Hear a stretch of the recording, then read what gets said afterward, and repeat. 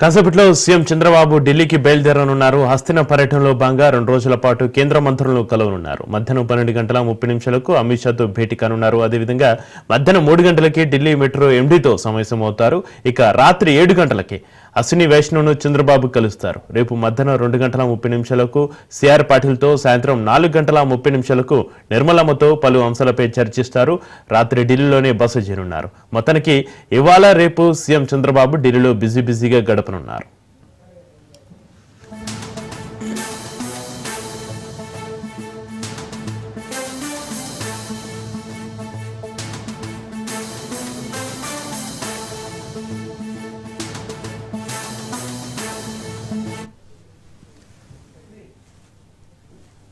కాసేపట్లో సీఎం చంద్రబాబు ఢిల్లీకి బయలుదేరనున్నారు. హస్తిన పర్యటనలో భాగంగా 2 రోజుల పాటు కేంద్ర మంత్రులను కలవనున్నారు. మధ్యాహ్నం 12:30 అమిత్ షాతో భేటీ కానున్నారు. అదేవిధంగా మధ్యాహ్నం 3 గంటలకి ఢిల్లీ మెట్రో ఎండీతో సమావేశమవుతారు. ఇక రాత్రి 7 గంటలకి అశ్విని వైష్ణవ్ను చంద్రబాబు కలుస్తారు. రేపు మధ్యాహ్నం 2:30 సిఆర్ పాటిల్తో, సాయంత్రం 4:30 నిర్మలమ్మతో పలు అంశాలపై చర్చిస్తారు. రాత్రి ఢిల్లీలోనే బస చేరున్నారు.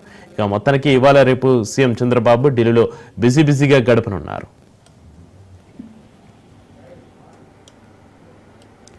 ఇక సీఎం చంద్రబాబు ఢిల్లీ పర్యటనకు సంబంధించి మరింత సమాచారాన్ని మా ప్రతినిధి వాసు ఫోలేలు అందిస్తారు. Vasu. Thank you Chakri. AP CM Chandrababu Naidu కొద్దిసేపటి క్రితం గన్నవరం ఎయిర్పోర్ట్ చేరుకున్నారు. 11:45 ఢిల్లీ ఎయిర్పోర్ట్ కి చేరుకున్నారు. ఇక్కడ నుంచి కూడా నేరుగా అమిత్ షాతో భేటీ అయ్యే అవకాశాలు కనిపిస్తున్నాయి. మధ్యాహ్నం 1 గంటకు కేంద్ర మంత్రి అమిత్ షాను కలవనున్నారు. అయితే ఈ అమిత్ షాతో కూడా ప్రస్తుతం రాజకీయ పరిస్థితులు, ఏపీలో ఉన్న పరిస్థితులు, ఏపీలో ఉన్న లా అండ్ ఆర్డర్ ప్రాబ్లమ్స్, ఈ సమస్యలన్నిటిపైన హోంమంత్రి అమిత్ షాతో చర్చిస్తారు. ప్రస్తుతం తాజాగా ఏపీలో ఏదైతే లా అండ్ ఆర్డర్ పరిస్థితులు నెలకొన్నాయో వీటన్నిటి కూడా అమిత్ షాతో చర్చించే అవకాశం ఉంటుంది. లా అండ్ ఆర్డర్ సమస్య కానుండి పెరుగుతున్న క్రైమ్ రేట్ ని అరికట్టడంలో ఏపీ ప్రభుత్వం కానీ, ఏపీలో ఉన్న లీగల్ స్కీమ్ అంటే ఏదైతే నార్కోటిక్ డ్రగ్స్ కానీ వీటన్నిటిపైన ఎలా నియంత్రణ చేస్తారు అన్న దానిపైన మంత్రికి అమిత్ షా కూడా వివరిస్తారు. అక్కడి నుంచి 2 గంటలకు జన్పద్ లోని నీతి ఆయోగ్ సభ్యులు డాక్టర్ వికే సరోజిత్ తో సమావేశం కానున్నారు. అంటే ఏపీలో పలు అభివృద్ధి కార్యక్రమాల్లో భాగంగా ప్రతి దానిని కూడా నీతి ఆయోగ్ లోకి తీసుకురావాలని, ట్రాన్స్పరెన్సీగా వర్కులు నిర్వహిస్తున్నామని, దీంతో పాటుగానే ఏదైతే నీతి ఆయోగ్ గైడ్ లైన్స్ ప్రకారమే అభివృద్ధి పనులు చేపడుతున్నామని, ఎట్టి పరిస్థితుల్లోనూ కూడా కేంద్రం ఏపీ కోసం ఖర్చు పెట్టే ప్రతి రూపాయి కూడా ఉపయోగపడేలా, అంటే సమాజానికి, ప్రజలకి ఏదైతే కేంద్ర ప్రభుత్వం ఆశించిందో వాటికి ఉపయోగపడేలా కూడా నీతి ఆయోగ్ సభ్యులను కలిసి పూర్తిగా వివరాలు అందజేయనున్నారు. అక్కడే మరో 3 గంటలకు ఢిల్లీలోనే మెట్రో ఎండీని భేటీ అవుతారు. ఇప్పుడు ప్రస్తుతం మనకి విశాఖపట్నంలో కూడా సాఫ్ట్వేర్ కారిడార్ కు కూడా కానుంది. అక్కడ జనసాంద్రత పెరిగి, అంటే ప్రోరేటా డివిజన్ ప్రకారం కూడా జనసాంద్రత పెరిగే పరిస్థితి ఉంది కనుక విశాఖపట్నం నగరాన్ని మరింతగా అభివృద్ధి చేసేందుకు ట్రాన్స్పోర్ట్, అంటే ఏదైతే ఇప్పుడు ప్రస్తుతం ఉన్న రోడ్డు ట్రాన్స్పోర్ట్ కూడా మనకి అందుబాటులోకి వచ్చి ఉంది. కానీ ఈ ప్రోరేటా డివిజన్ ప్రకారం అక్కడ ఇండస్ట్రీస్ ఉండటం కారణంగా కానివ్వండి, సాఫ్ట్వేర్ డెవలప్మెంట్ పార్కులు కానివ్వండి, ఇటీవల ఏపీ ప్రభుత్వం అక్కడే ఈ సాఫ్ట్వేర్ హబ్ గా కూడా విశాఖపట్నాన్ని ఏర్పాటు చేయనుంది. దీని నిమిత్తం అంటే నేరుగా విశాఖపట్నం ఎయిర్పోర్ట్ నుంచి ఈ సాఫ్ట్వేర్ కి వెళ్లేందుకు కానీ అక్కడ నుంచి మెట్రో రైలు ఏర్పాటు చేసేందుకు ప్రధానంగా అంగీకరించడం కూడా జరిగింది. గతంలోనే ఏపీ ప్రభుత్వం అంగీకరించడం. అటువంటి ప్రతిపాదనలన్నీ కూడా ప్రస్తుతం ఈ మెట్రో రైలు ఎండీతో కూడా భేటీ అయ్యి మెట్రో రైలు ఎండీకి వివరిస్తారు. మెట్రో రైలు ప్రాజెక్ట్, ఎటువంటి మెట్రో రైలు ప్రాజెక్ట్ కావాలి, విశాఖపట్నంలో ఉన్న పరిస్థితి ఏంటి, విశాఖపట్నాన్ని ఒక అందమైన పట్టణంగానే గమనిస్తుంటాం. ఈ మెట్రో రైలు ప్రధాన మార్గం ద్వారానే కాకుండా సముద్ర తీరం వెంబడి కూడా వేసేందుకు ఒక మెట్రో రైలు ప్రాజెక్టు కూడా ఏర్పాటు చేయన్నారు. దీన్ని అంతర్జాతీయ టూరిజం ప్రాజెక్టు కూడా తయారు చేయాలని చెప్పేసి ఏపీ సీఎం చంద్రబాబు నాయుడు గారు ఆలోచన ఉంది.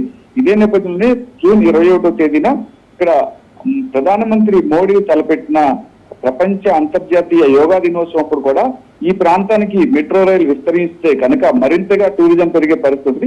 అంటే ప్రపంచంలోనే ఎక్కడా లేని విధంగా కూడా విశాఖపట్నం మెట్రో రైలుని సముద్ర తీరం వెంబడి తీసుకుని వెళ్ళాలి, అనేకమైన ఆహ్లాదకరమైన వాతావరణాన్ని అక్కడ ఏర్పాటు చేయాలి, అంతర్జాతీయ టూరిస్టులు కూడా ఈ ప్రాంతానికి తీసుకురావాలన్న ఒక సమావేశం కూడా మెట్రో రైల్ ప్రాజెక్ట్ ఎంపీతో కూడా చర్చించుకున్నారు. 3 గంటలకు మూర్తి మార్గులోని ప్రధానమంత్రి స్వర్గీయ పివి నరసింహారావు సంస్మరణ సభలో ముఖ్యమంత్రి ఏపీ సీఎం చంద్రబాబు నాయుడు ప్రసంగిస్తారు. ఈ సమావేశం 1 గంట పాటు జరుగుతుంది. అంటే అత్యంత రాజకీయ నిష్ణాతుడు, రాజకీయాల్లో సునిశ్చితంగా ఎవరితో ఎలా వ్యవహరించాలి, మౌనముని అని పేరు పొందిన స్వర్గీయ పివి నరసింహారావు అంటే ప్రధానమంత్రి పివి నరసింహారావు సంస్మరణ సభలో ముఖ్యమంత్రి పాల్గొంటారు. ఆయన ఏదైతే సంస్కరణలు తీసుకొచ్చారో, ఒక రాజకీయాల్లో ఎలా ఉండాలో, రాజకీయాలని ఎటువంటి ఒడిదుడుకులు వచ్చినా ఎలా తట్టుకోవాలో, రాజకీయం అంటే ప్రజల సేవ అన్న దృక్పథాన్ని కూడా నరనరాల్లో భావితరాల రాజకీయ నాయకులు అందించిన పివి నరసింహారావు సంస్మరణ సభలో 1 గంట పాటు పాల్గొని అక్కడ ప్రసంగాన్ని అందిస్తారు. రాత్రి 7 గంటలకు కేంద్ర ఐటీ శాఖ మంత్రి అశ్వని వైష్ణవ్తో ప్రధానంగా సమావేశం అవుతారు. మనకి ప్రధానంగా ఆంధ్రప్రదేశ్ అభివృద్ధి చెందాలంటే కూడా క్వాంటమ్ వ్యాలీ ప్రధానంగా కూడా ఏపీలో ఇక్కడ నిర్వహించున్నారు. గత నెల 30వ తేదీన దీనికి అంతర్జాతీయ ఏదైతే టెక్నాలజిస్టులు, అంతర్జాతీయ ఐటీ కంపెనీలతో కూడా ఏపీ సీఎం చంద్రబాబు నాయుడు చర్చించడం కూడా జరిగింది. దాని ప్రకారం కూడా ఇక్కడ ఒక పెద్ద వర్క్ షాప్ ను కూడా నిర్వహించారు విజయవాడలో నోవాటెల్ హోటల్లో.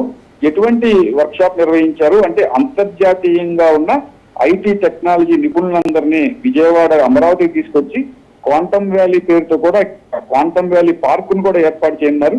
ఏదైతే అడ్వాంటేజెస్ అంటే ఏదైతే ఇప్పుడు టెక్నాలజీకి పెరుగుతున్న పోటీ ప్రపంచానికి అనుగుణంగా టెక్నాలజీకి అందుబాటులోకి తీసుకురావడం, జన్యుపరమైన టెక్నాలజీ అంటే మానవాళి మరింతగా అభివృద్ధి చెందేందుకు, మానవాళి వైద్యపరంగా కూడా మరింతగా అభివృద్ధి చెందేందుకు కూడా ఈ క్వాంటమ్ వ్యాలీ టెక్నాలజీ కూడా జన్యుపరంగా కూడా ఇక్కడ అనేక రీసెర్చెస్ ఇన్స్టిట్యూట్స్ కూడా ఏర్పాటు చేస్తున్నారు. దీని ద్వారా లక్షలాది మంది నిరుద్యోగులకు ఉద్యోగం వచ్చే అవకాశం కనిపిస్తుంది. లక్షలాది మంది టెక్నికల్ పర్సన్స్ కూడా ఇక్కడ జీవనభూతి కలిగే పరిస్థితి కూడా కనిపిస్తుంది. జాతీయ, అంతర్జాతీయంగా కూడా అమరావతిని ఒక మహోన్నతమైన టెక్నాలజీ నగరంగా తీర్చిదిద్దేందుకు కూడా ఈ క్వాంటమ్ వ్యాలీ ఇక్కడ రిసార్ట్ నేర్పడం నిర్వహిస్తున్నారు. సాయంత్రం అయితే ఈ రోజు కార్యక్రమం కూడా ఈ రోజు ప్రధానంగా 7 గంటలకి ముగిసే పరిస్థితి కూడా కనిపిస్తుంది. Right, thank you Vasu.